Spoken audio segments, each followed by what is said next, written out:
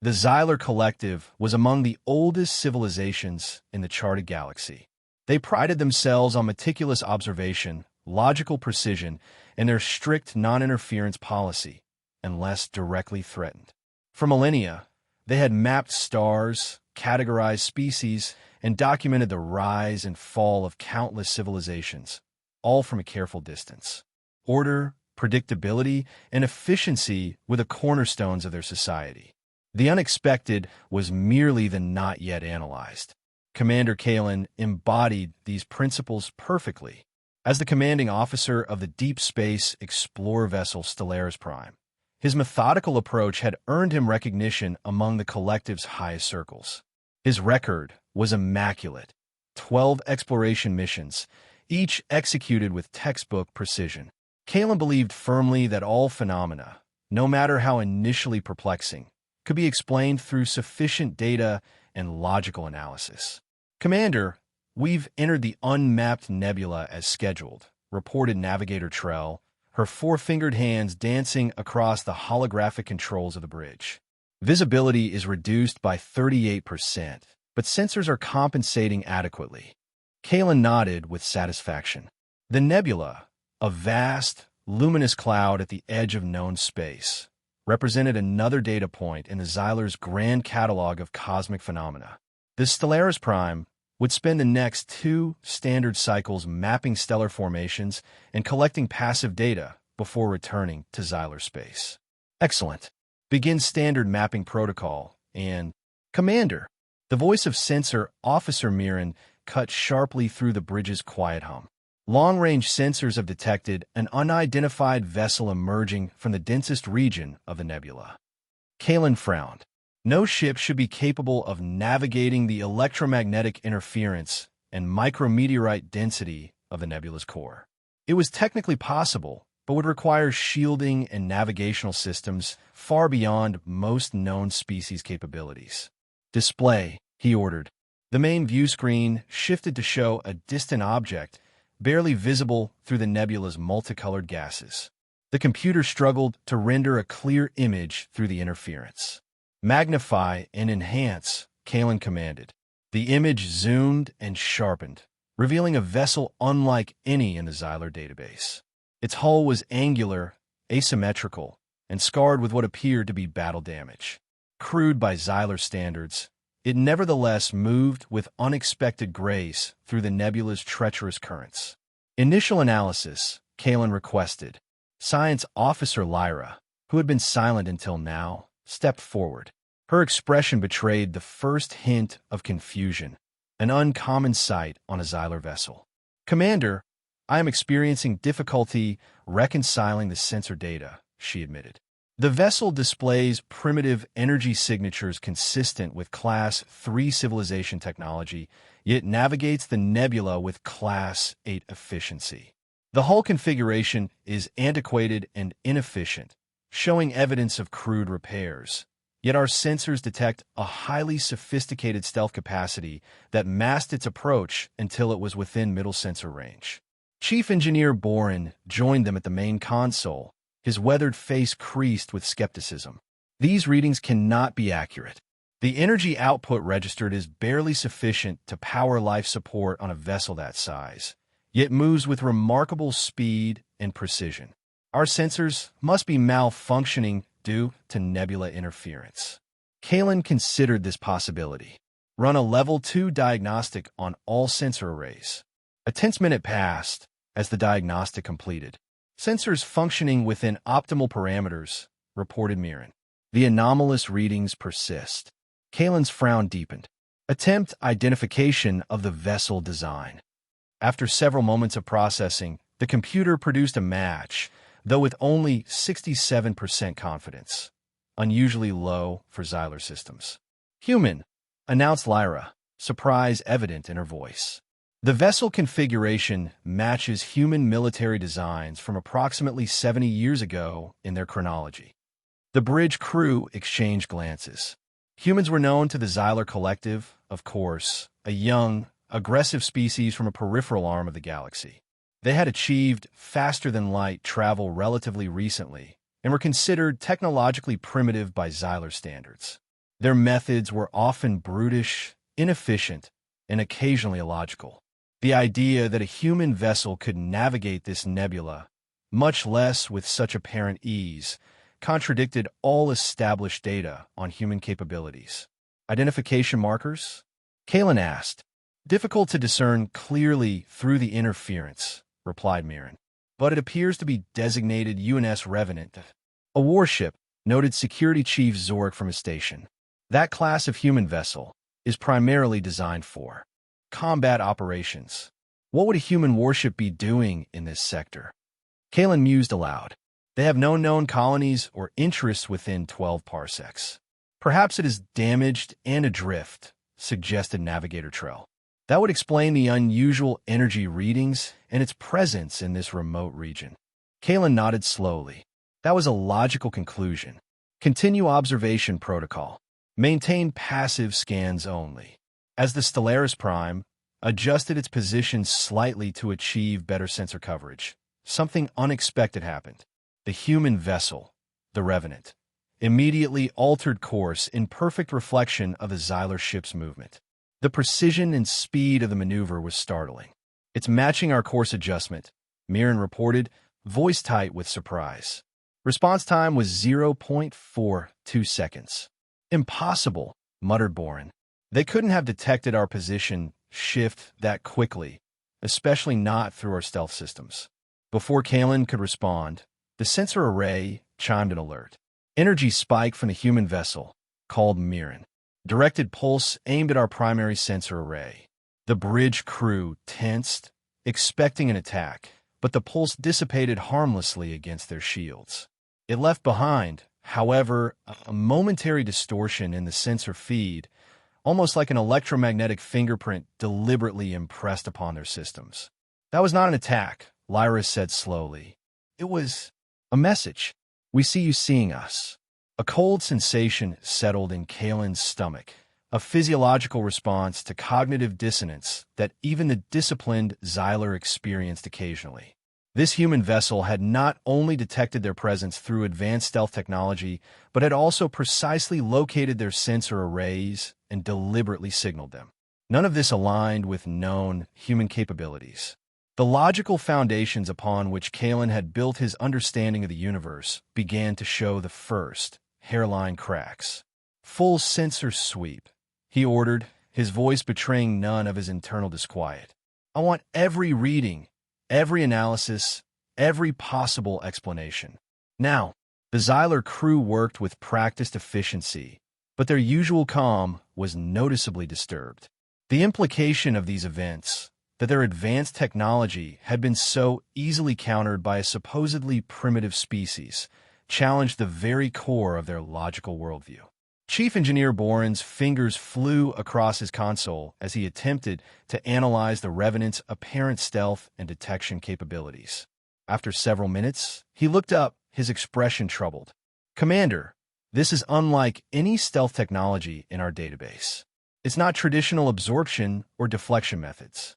The vessel appears to be manipulating local space-time at a microscopic level, creating a form of quantum camouflage that our theorists have only recently postulated as possible.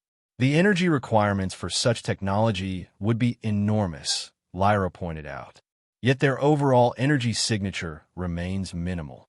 Run a full-spectrum analysis on those ghost readings we detected earlier, Kalen ordered. There must be an explanation. As the crew continued their analysis, Kalen watched the mysterious human vessel on the view screen. Its scarred, asymmetrical hull suggested years of combat and hasty repairs. By all visual indicators, it should be an obsolete, barely functioning relic. Yet it moved with the precision of a predator, aware and responsive in ways that defied explanation. Sensor Officer Mirren's voice broke the silence. Commander, we're detecting faint, complex subspace emissions from the Revenant. They're not standard communications or ship operations. The patterns are chaotic, almost biological in complexity. Kalen moved to Mirren's station and studied the readings. The emissions defied traditional analysis. They weren't organized like language or data streams, yet they weren't random either. Some segments resembled complex mathematical proofs, while others mimicked biological neural patterns. "Are they attempting communication?" he asked. "Unknown," replied Lyra, who had joined them. "Our linguistic and signal analysis systems cannot establish any recognizable patterns. It's as if we're hearing only part of a conversation or one side of a dual-phase transmission." As they watched, the sensors detected transient energy signatures surrounding the revenant, ghost-like echoes that appeared and disappeared too quickly for detailed analysis. They resembled small drones or energy fields, but defied conventional sensor locks. Could these be some form of advanced ECM or point defense system? Kalen suggested. "Possibly," Zorik responded, "but they don't match any known human military technology. Perhaps they're quantum instabilities related to their propulsion or stealth systems," Lyra hypothesized. The discussions continued, but with each passing moment, the gap between observation and explanation widened. The data refused to conform to their logical models. Kalen made a decision. "We cannot reconcile this data through passive observation alone. Prepare a standard, non-hostile hail using basic galactic protocols." The crew looked surprised.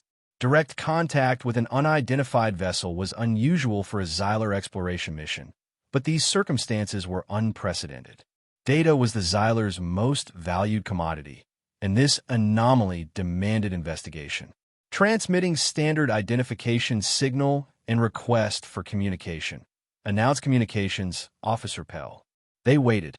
The Revenant maintained its position, mirroring the Stellaris Prime precisely. No response came. "Repeat transmission on all standard frequencies," Kalen ordered. Still nothing. The silence from a human vessel only added to the growing tension on the bridge. Then, without warning, the Stellaris Prime's systems flickered. Consoles momentarily displayed scrambled data before returning to normal.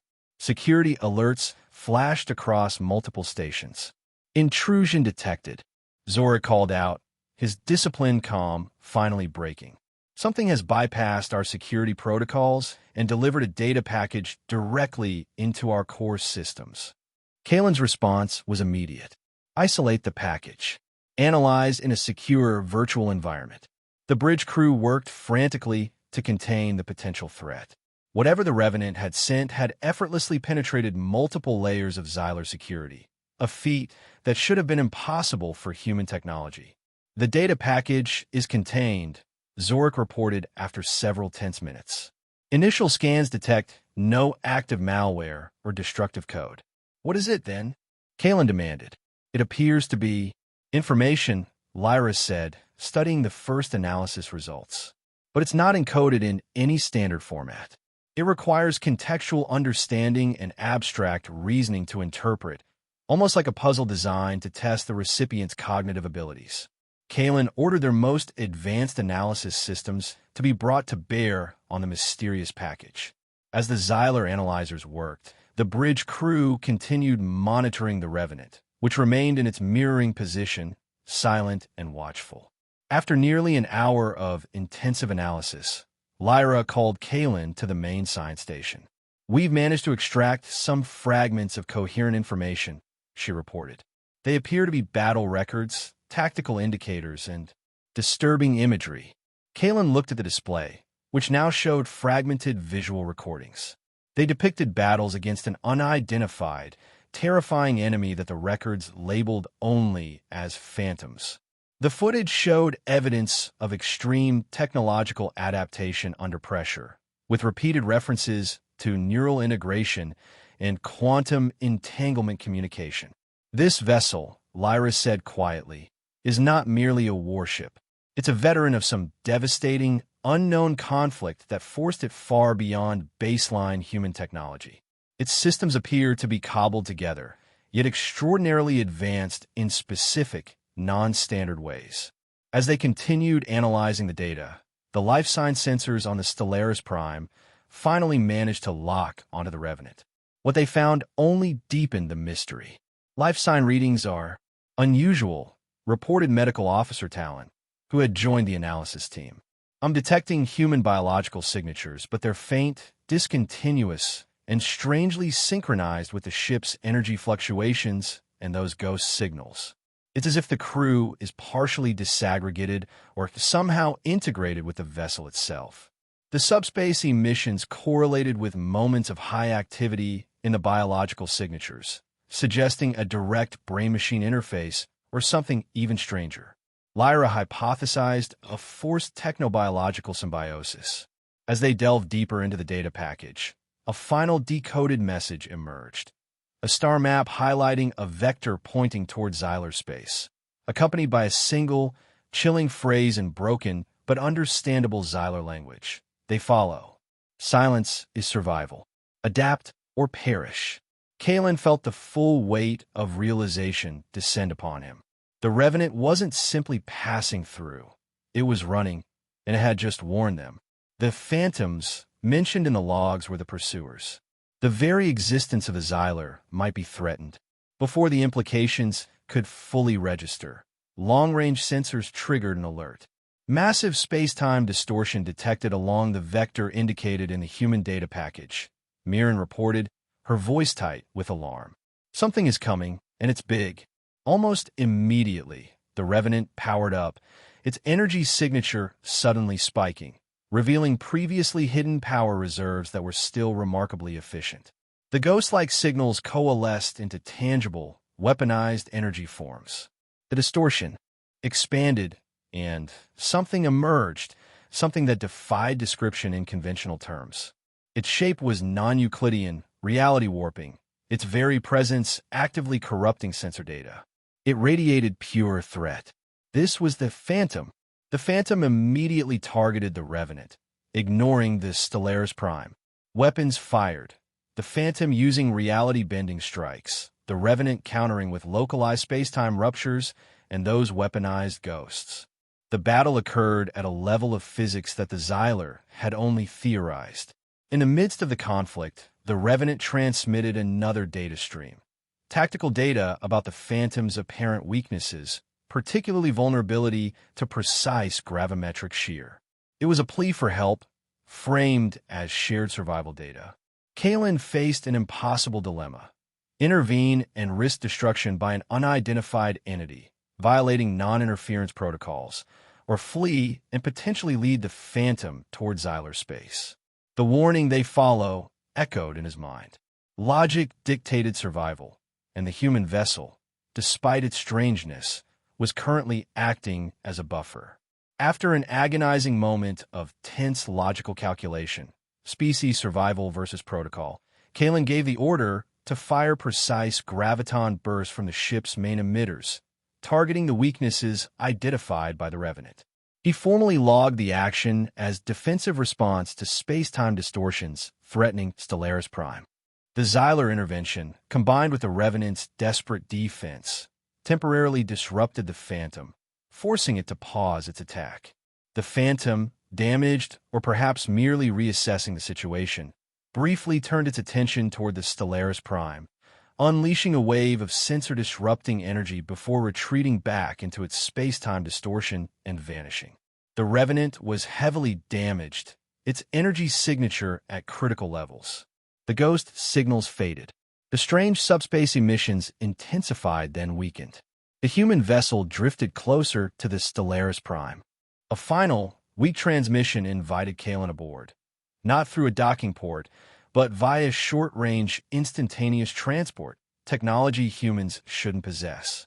Despite the logical objections of his crew, Zorik warning of security risks, Lyra cautioning about uncertainties, the thirst for data, and the imperative to understand this new threat compelled Kalen to accept.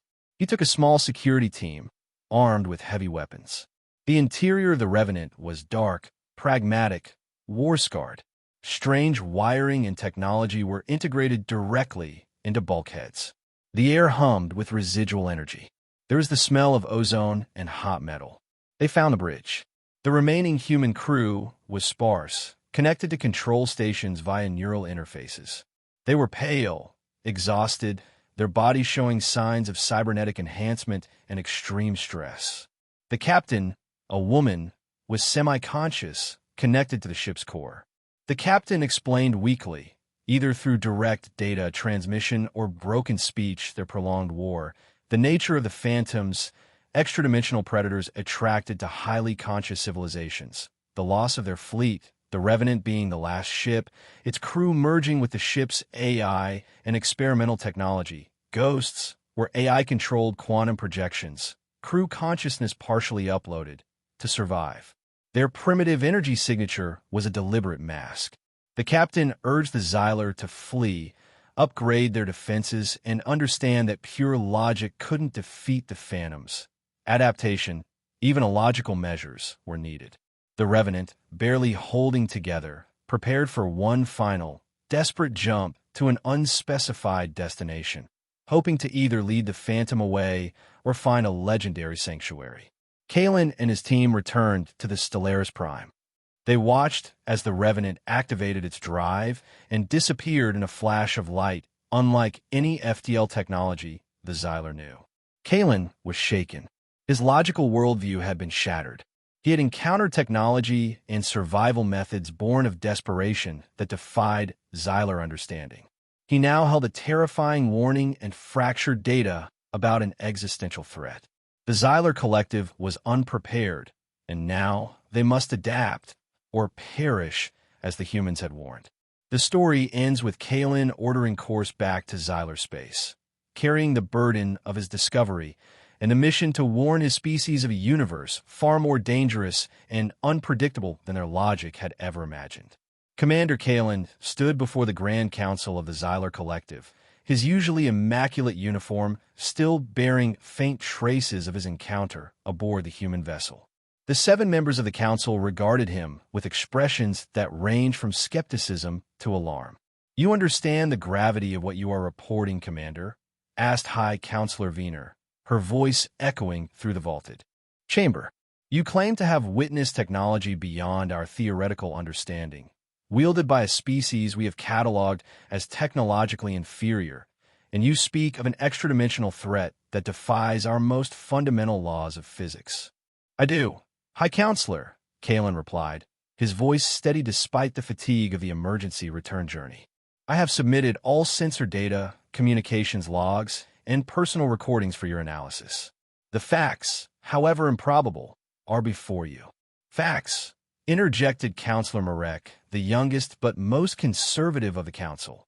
"You present us with corrupted sensor readings, fragmentary data, and the ramblings of what you describe as cybernetically altered humans. These are hardly what our collective would consider facts." Kalen had anticipated this response. The Xylar Collective had grown powerful through rigid adherence to logical progression and methodical expansion of knowledge. What he had experienced aboard the Revenant threatened the very foundations of their civilization. "Counselor Marek, I understand your skepticism. Were I not personally witness to these events, I would share it. But I must emphasize, the threat I have reported is real, imminent, and beyond our current capacity to counter. And yet you propose we abandon generations of scientific certainty based on a single encounter." Marek persisted. "I propose we adapt," Kalen countered, as the humans were forced to adapt. Their warning was clear: adapt or perish. They faced this enemy alone, with far less advanced technology than our own, and survived through radical innovation and through neural integration with artificial systems and quantum aberrations that violate our most basic ethical principles," interrupted Counselor Taris, her voice heavy with disapproval. "You would have us follow such a path?" Kalen took a deep breath. "I would have us survive, Counselor. The ethics of survival may differ from the ethics of peace." High Counselor Wiener raised her hand, silencing further debate. "What of the star map the humans provided? You believe it indicates the probable vector of these phantoms?" "Yes, High Counselor. Based on our analysis, the entity we encountered was merely a scout. The data suggests there are more, perhaps many more, and they're drawn to advanced conscious civilizations, of which ours would be a prime target." A heavy silence fell over the chamber. The implications were clear. If Kalen's report was accurate, the Xylar Collective faced an unprecedented threat, one that could not be quantified, predicted, or countered through their traditional means. "What do you recommend, Commander?" Wiener finally asked. "Immediate preparation," Kalen replied without hesitation. Adaptation of our defensive systems based on the fragmentary data we obtained. Research into the quantum and gravimetric vulnerabilities we observed. And he paused, knowing his next suggestion would be the most controversial: contact with human authorities. The expected uproar began immediately, but Kalen pressed on. The Revenant was clearly operating beyond standard human military parameters. But if they have faced these entities before, even their baseline knowledge would be invaluable. Our policy of non-interference may have served us well in peace, but in this instance, alliance may be our only logical recourse. As the debate continued around him, Kalen's thoughts returned to the captain of the Revenant. Her consciousness merged with her ship in a desperate bid for survival. She had sacrificed everything that defined humanity as the Xylar understood it, yet in doing so had transcended the limitations of her species. It was both terrifying and awe-inspiring. The final warning of the Revenant's captain echoed in his mind. They are drawn to patterns, logical, predictable patterns of thought and behavior. Your logical perfection is a beacon to them. Sometimes survival requires chaos. For a civilization built on order and logic, chaos was anathema. Yet as Kalen looked at the faces of the council, he saw the first glimmers of something the Xylar rarely experienced: fear, and with it, perhaps, the beginning of adaptation. The vote, when it came, was not unanimous, an unprecedented occurrence in council history. But the majority prevailed. The Xylar Collective would prepare. They would adapt. They would reach out to the humans. As Kalen left the council chamber, he carried with him both the weight of responsibility and the first spark of hope. The universe had revealed itself to be far stranger and more dangerous than Xylar logic had ever conceived. But they had been warned, and warning, however terrible, was always preferable to ignorance. The Xylar sensors had locked onto a human warship and found something they were not ready for. But ready or not, the future was coming, and it would not conform to their predictions. Outside the council chamber, Kalen looked up at the night sky, wondering if the Revenant had survived its final jump, if its desperate crew had found their sanctuary. He hoped so. In the war that was coming, they would need every ally, every fragment of knowledge, every illogical innovation that might make the difference between survival and extinction.